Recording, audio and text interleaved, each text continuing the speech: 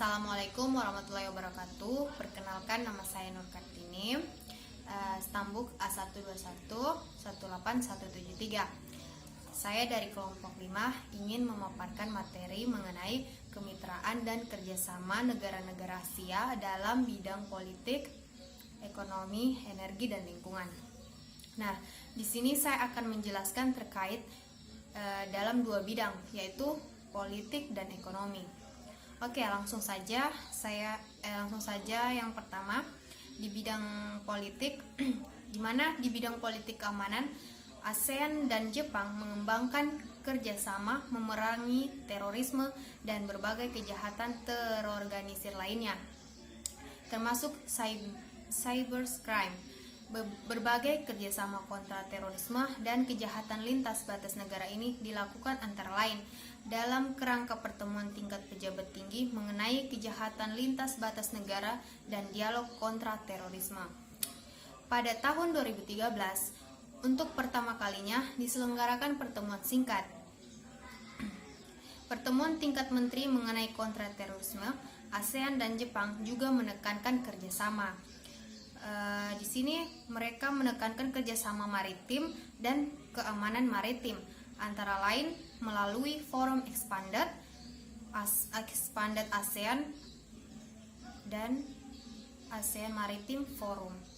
Nah, di bidang politik dan keamanan, ERT merupakan mitra wicara ASEAN pertama yang menandatangani TAC pada KTT ke-7 ASEAN ERT di Bali tahun 2003.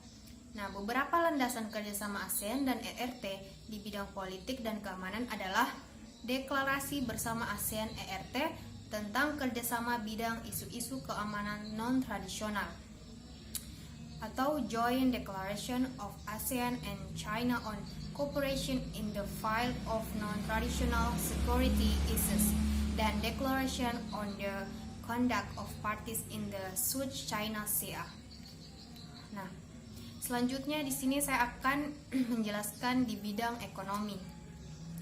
Dalam bidang ekonomi dan perdagangan, ASEAN-ROK Free Trade Agreement atau AKFTA secara khusus dimulai dengan penandatanganan Framework Agreement on Comprehensive Economic Cooperation Comprehensive Economic Cooperation and Dispute Settlement Mechanism under the Framework Agreement on Comprehensive Economic Partnership pada 13 Desember 2005 di Kuala Lumpur, Malaysia. Kerangka kerja tersebut bertujuan untuk memperkuat sekaligus meningkatkan kerjasama terhadap kerjasama ekonomi, perdagangan, dan investasi. Nah, tujuan itu dicapai dengan meliberalisasikan dan meningkatkan perdagangan barang dan jasa, serta menciptakan rezim investasi yang transparan, bebas, dan fasilitatif. Nah, perjanjian ini kemudian diikuti dengan penandatangan Agreement on Trade in Goods pada tahun 2006, ASEAN-ROK Agreement on Trade in Service pada tahun 2007, dan ASEAN-ROK Agreement on Trade in Investment 2009. AKFTA resmi berlaku sejak 1 Januari 2010. Oke, saya pikir itu saja materi yang saya jelaskan. Selanjutnya akan dibacakan oleh teman saya, Lulu Nutfatan. Sekian, terima kasih. Wassalamualaikum warahmatullahi wabarakatuh. Assalamualaikum warahmatullahi wabarakatuh. Perkenalkan, nama saya Lulu Nutfatan Rahma, Stambuk A121-18208. Baiklah, di sini saya akan melanjutkan materi yang telah disampaikan oleh teman saya, yaitu Nur Kartini. Materi kami yaitu kemitraan dan kerjasama negara-negara Asia dalam bidang ekonomi, politik, energi, dan lingkungan. Dan saya akan menjelaskan dalam bidang energi dan lingkungan. Yang pertama, dalam bidang energi. Energi merupakan faktor penting dalam perekonomian, kesejahteraan rakyat, dan keberlangsungan negara tersebut. Adapun beberapa kerjasama negara-negara Asia dalam bidang energi yaitu yang pertama, ASEAN Power Grid, yaitu kerjasama untuk meningkatkan keamanan pasokan listrik dan menyediakan platform untuk perdagangan listrik ASEAN di masa depan. Yang kedua yaitu Trans-ASEAN Gas Pipeline, bertujuan untuk meningkatkan kemajuan dan keterjangkauan gas melalui pipa gas.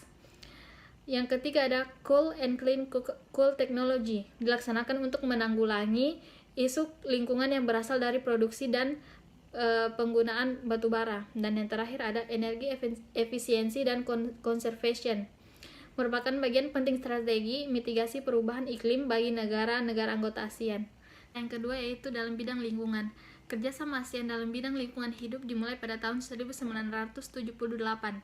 Kerjasama ini memprioritaskan perlindungan lingkungan dan proses pemanfaatan sumber daya alam yang berkelanjutan.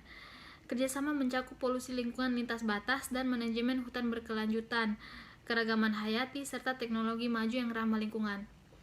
Baiklah, mungkin sekian dari kelompok kami. Terima kasih. Wassalamualaikum warahmatullahi wabarakatuh.